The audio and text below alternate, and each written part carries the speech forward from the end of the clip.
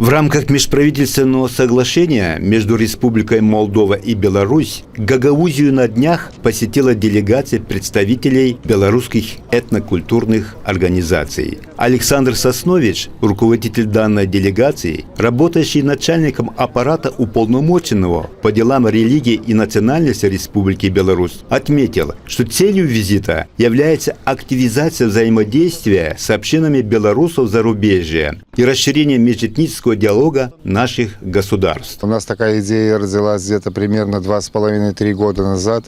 Мы решили, что Беларусь надо показывать не только с точки зрения национальной культуры белорусской. Мы решили показать, какой многонациональный у нас народ в Беларуси. У нас проживает более 140 национальностей в Беларуси. И поэтому наша организация работает с национально-культурными общественными объединениями в плане сохранения и развития их национальной истории и культуры. Вот. И мы решили подобрать такую вот команду, если можно так сказать, из представителей, руководителей и представителей национально-культурных объединений нашей республики.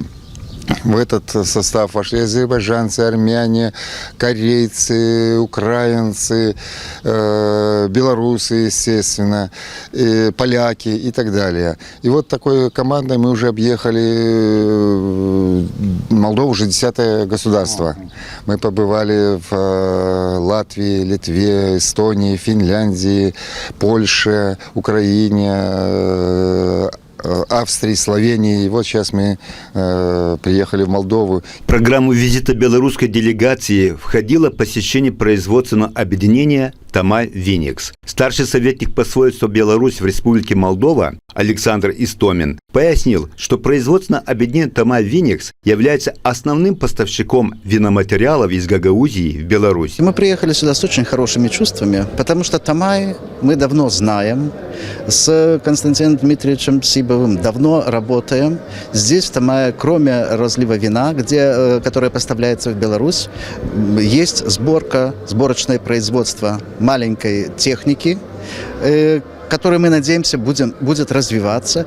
Поэтому ваше село, ваша земля нам давно знакома, и мы едем сюда как к близким друзьям. Сотрудничество Гагаузии с Белоруссией установилось исторически. Такой факт подчеркнул специалист управления внешних связей Гагаузии Николай Тодоров. Он отметил, что на Томайском винзаводе члены белорусской делегации для жителей села покажут концерт из песен и танцев белорусского, украинского, еврейского, польского, казахского народов. После чего для гостей будет организована обширная ознакомительная экскурсия по производственным цехам завода и дегустация производимых на заводе вин. К нам прибыла делегация в количестве 32 человека по межправительственному соглашению между Республикой Беларусь и Республикой Молдова.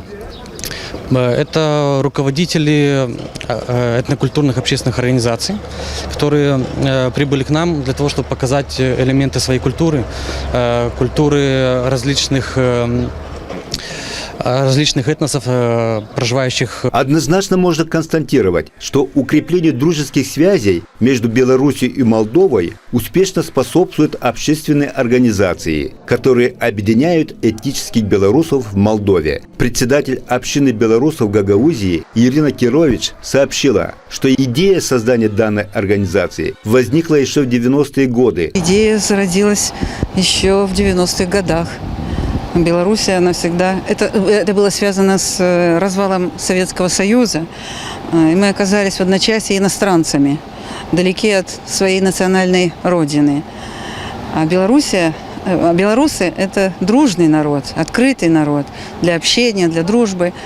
И Белоруссия всегда выступала за новые формы объединения. Вот и община явилась такой формой объединения. Надо отметить, что руководство производственного объединения «Тома Виникс» в лице его руководителя Константина Сибова с огромным радушием принял белорусских гостей, который самолично возглавил экскурсию по производственно-технологическим цехам предприятия. Наши белорусские друзья из его рассказов узнали много интересного и полезного о нашем основном продукте винограде и о производном его материале – вине.